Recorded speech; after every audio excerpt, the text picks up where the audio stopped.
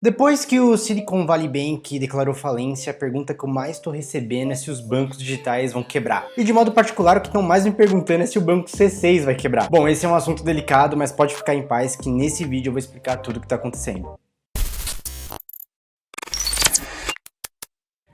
Fala aí meus amigos, meu nome é Gabriel Barbosa, bem-vindos novamente ao canal do Amigo Empreendedor. Hoje eu tô aqui num cenário novo, não estranhem, daqui a pouco isso aqui vai ser reformado, mas por enquanto vai ter que ser assim nessa parede branca mesmo, beleza? Mas o conteúdo continua o mesmo de sempre, bem rápido, bem dinâmico e fácil de entender. Então vamos lá, pra quem não sabe, na última sexta-feira o Silicon Valley Bank, que é um banco norte-americano, declarou falência. Show, Gabriel, mas quem que é esse tal de Silicon Valley Bank? Eu nunca ouvi falar deles. O Silicon Valley Bank, ou SVB, como também é conhecido, é uma instituição que fornece crédito para várias startups, incluindo algumas fintechs. Entre sexta e sábado surgiu algumas informações falando que o Silicon Valley Bank tinha uma ligação com o Nubank, mas no próprio sábado o Nubank lançou uma nota falando que eles não tinham nenhum tipo de ligação. E até esse momento a gente não sabe se o C6 tinha alguma exposição ao Silicon Valley Bank. Mas vamos lá, vamos falar sobre o que está acontecendo. Nesse momento tem várias pessoas na internet falando que as fintechs vão quebrar. Tem vários influenciadores falando para as pessoas retirarem todo o seu dinheiro dos bancos digitais, alegando que eles vão quebrar sem ter base nenhuma nessa informação. E vale lembrar que isso é um crime financeiro porque pode levar a uma corrida bancária e aí sim pode fazer com que uma instituição quebre. Ah, Gabriel, e o que é uma corrida bancária? Vamos supor que algum jornal ou algum influenciador diga que o C6 vai quebrar. E vamos supor que essa informação acabe viralizando e chegando em muitas pessoas. Com isso, o pânico vai ser espalhado e todo mundo que tiver conta no C6 vai querer resgatar o seu dinheiro, tirar do banco, migrar para outro banco, vai ser uma loucura. E como a maioria das pessoas já devem saber, nenhum banco tem liquidez suficiente para estar devolvendo o dinheiro dos seus clientes tudo ao mesmo tempo, porque a maior parte do dinheiro dos clientes que está no banco está investido em outros ativos para que o banco consiga ter uma rentabilidade. Então, caso aconteça uma corrida bancária, o banco pode vir a quebrar. Então, o que eu tenho a dizer para você nesse momento é: tenha calma. Ninguém sabe realmente o que vai acontecer. Algumas startups, principalmente as norte-americanas, vão sofrer um pouco com isso, e algumas startups brasileiras e algumas fintechs brasileiras vão ter alguma consequência em relação a isso. Mas isso não quer dizer que elas vão quebrar do dia para noite, também não quer dizer que os bancos digitais aqui do Brasil vão quebrar do dia para noite. Por exemplo, tem várias pessoas que estão indo lá no direct do meu Instagram, estão tirando print do banco Data para mostrar que o C6 está dando prejuízo. E eu preciso te alertar que isso não é de agora, o C6 sempre deu prejuízo. E por mais doido que isso pareça, isso é muito comum na maioria das novas startups. Se a gente pegar empresas como a Uber, iFood, o próprio Nubank até um tempinho atrás, essas empresas nunca tinham dado lucro. O que acontece é que essas startups pegam todo o dinheiro que entra e reinvestem na própria empresa. O dinheiro que entra é usado para CAC. Para quem não sabe, CAC quer dizer custo de aquisição por cliente. Vou dar um exemplo usando os bancos digitais para vocês entenderem melhor. Sabe quando o C6 ou o Nubank foram lançados, que eles começaram a liberar cartão de crédito para todo mundo? Mesmo para aquelas pessoas que os maiores bancos como Itaú e Santander não costumavam liberar crédito? Pois bem, quando o C6 e o Nubank estavam fazendo isso, era para poder adquirir mais clientes. E por conta disso, eles estavam tendo um risco maior e tendo até prejuízo. Mas esse prejuízo está dentro dos planos do banco, porque eles entendem que como está entrando muito cliente, no futuro eles vão conseguir rentabilizar em cima desses clientes vendendo outros produtos e serviços. Então quando você vê uma fintech nova ali pagando 200, 300, 400% do CDI, não é porque ela é bozinha, e sim porque ela tá querendo trazer o maior número de clientes para dentro da instituição. Mas só para vocês terem uma ideia do que eu tô falando, eu abri aqui no site do Banco Data o resumo dos últimos balanços do C6. E quando a gente vai falar sobre balanço e saúde financeira de alguma instituição, tem dois indicadores que são muito importantes, que é o índice de Basileia e o índice de imobilização. E caso você não saiba o que é índice de Basileia e índice de imobilização, o próprio Banco Data já te passa essa informação. Então olha só, em síntese, o índice de Basileia determina a relação entre o capital próprio da instituição e o capital de terceiros, no caso de captações. Esse capital será exposto ao risco por meio de carteiras de crédito. Por exemplo, se um banco possui um índice de Basileia de 20%,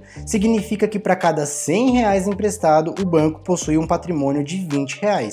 E aqui vem uma informação muito importante: o índice mínimo exigido pelo Banco Central do Brasil é 11%. E como você pode ver aqui, o índice de Basileia do C6 está 17,3%. Ou seja, está um pouco acima do mínimo que o Banco Central pede. Quanto ao índice de mobilização, também tem informação aqui, ó. Quanto mais reduzido for o índice de mobilização, maior agilidade terá o banco para usar o seu patrimônio a fim de honrar os seus compromissos. Por exemplo, se um banco possui um índice de mobilização de 30%, significa que a cada R$100 em seu patrimônio, 30 estarão investidos em bens que não possuem uma liquidez imediata, ou seja, imobilizado em imóveis, veículos, materiais e etc. E aqui vem a informação também muito importante: o índice máximo tolerado pelo Banco Central central é de 50%. Ou seja, quanto menor o índice de imobilização, melhor. Nesse caso, o C6 tem um índice de imobilização de 5,3%, ou seja, ele está muito bem. E esse era o print que eu mais estava recebendo, que é em relação ao lucro líquido dos últimos anos do C6. Então, se você olhar aqui 2019, 2020, 21, 22, você vai ver que ele teve prejuízo em todos os anos. Mas como eu falei, é uma coisa que está sendo muito normal nas novas startups. A título de curiosidade, eu deixei aberto aqui as informações do Nubank. E se você olhar aqui, ó, 19, 20, 21, o Nubank estava dando prejuízo também. O Nubank deu seu primeiro lucro só em 2022. E é aqui que vem um detalhe interessante. O Nubank, ele foi criado em 2013. Já o C6 foi criado em 2018. Eu tô mostrando isso para vocês só para vocês entenderem que essa jogada deles terem um prejuízo por alguns anos tem um fundamento. Os gestores desses bancos digitais realmente sabem o que estão fazendo. Senão, cara, ia ter que fechar as portas. Nenhuma empresa sobrevive sem lucro. Tá, Gabriel, entendi. Mas se o C6 só dá prejuízo, como é que ele consegue se manter? É bem simples. Essas instituições recebem aportes financeiros de outras instituições ou de pessoas que querem se tornar sócios. Não sei se vocês lembram, mas eu acho que em 2021 ou 2022, Warren Buffett fez um investimento de 500 milhões de dólares no Nubank, por exemplo. E em 2021, o JP Morgan comprou 40% do C6. Para quem não conhece, o JP Morgan é um dos maiores bancos que existe. Só ele, então, é detentor de 40% do C6. E nesse caso, eu estou dando o exemplo só de uma instituição que comprou uma parte do C6. Né? Obviamente, ele tem várias outras instituições e pessoas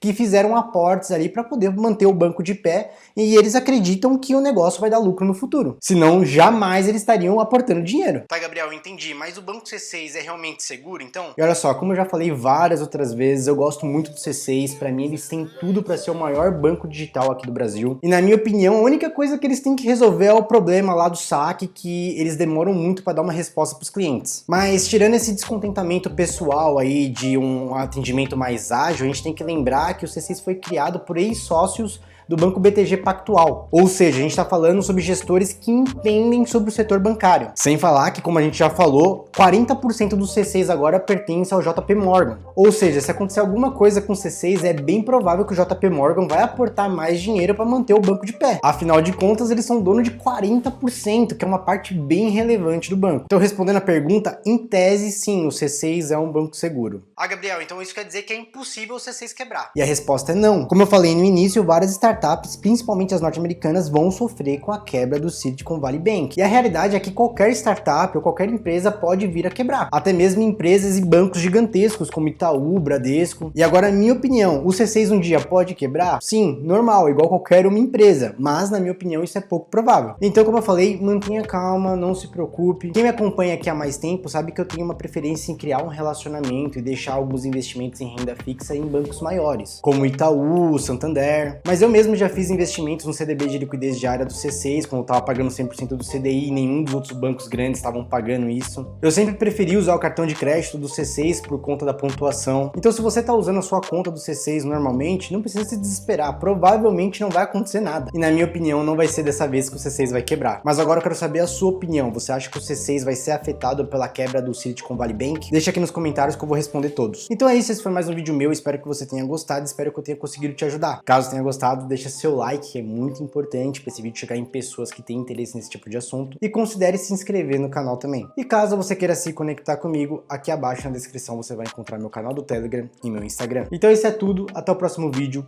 fui!